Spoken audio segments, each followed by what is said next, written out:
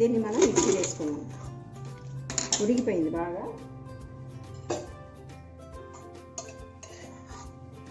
Tomato, చింతపండు కూడా ఉడికిపోయింది. పప్పుతో పాటు మిక్సీకి వేసుకోవాలి. పప్పు కూడా వేసేసుకోవాలి. మిక్సీలో అయిపోయిందని నీళ్ళు వేసుకున్నాం. కుక్కర్లో నీళ్ళు వేసుకున్నాం.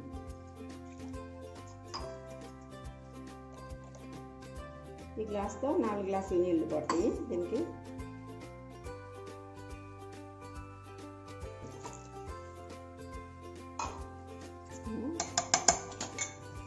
కారం,